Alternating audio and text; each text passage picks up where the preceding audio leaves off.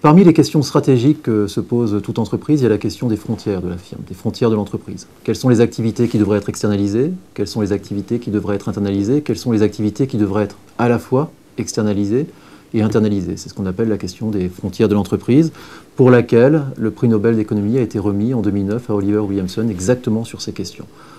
Dès lors qu'une entreprise décide d'externaliser une partie de sa production, de sous-traiter, de signer des contrats de partenariat, d'alliance avec d'autres entreprises, la question est de savoir quel type de contractualisation mettre en place.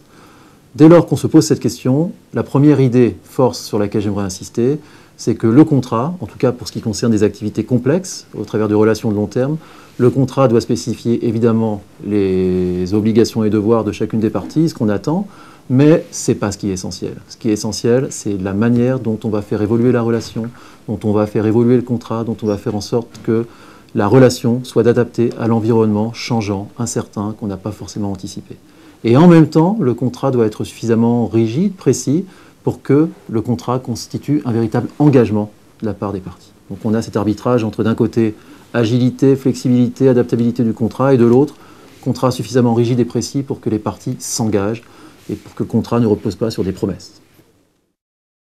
La deuxième idée sur laquelle j'aimerais insister, c'est que lorsqu'on parle de contractualisation de long terme, on pense généralement à des contrats incomplets qui ne se suffisent pas à eux-mêmes. Il est nécessaire de suivre la transaction, de contrôler, de piloter la transaction, notamment lors des phases de renégociation qui ne manqueront pas d'arriver, tout simplement parce qu'on n'a pas été capable d'anticiper au moment de la négociation du contrat tout ce qui peut arriver dans le futur. Et donc, il est nécessaire de continuer à investir dans la relation, de créer un véritable partenariat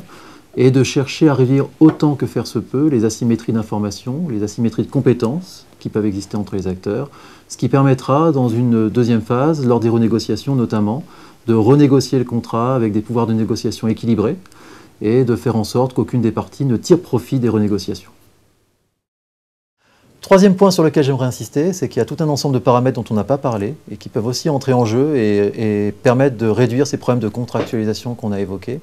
Notamment, dans ces paramètres, il y a l'identité du partenaire, le fait que ce partenaire ait un haut degré de réputation, le fait que ce partenaire ait d'autres contrats en cours avec vous, le fait qu'il sache qu'il y a du business futur potentiel avec vous. Tous ces éléments font que, dans ce cas, les acteurs peuvent avoir confiance, peuvent s'attendre à ce que ce partenaire joue le jeu, ne mette pas sa réputation en jeu lors des renégociations, qu'il ait un comportement honnête, en tout cas pas trop opportuniste. Et dès lors, on peut avoir un contrat qui se focalise plus sur la manière de s'adapter dans le futur, qui se focalise plus sur la manière d'apporter de la flexibilité, de l'agilité, et moins sur la dimension besoin de s'engager contractuellement, besoin de sécuriser les parties, puisque la réputation de votre partenaire vous sécurise et vous fait avoir confiance en lui. Ça a des implications très fortes, notamment sur la réponse aux appels d'offres et sur la sélection du partenaire, mais ça, c'est une autre question et on en parlera une autre fois.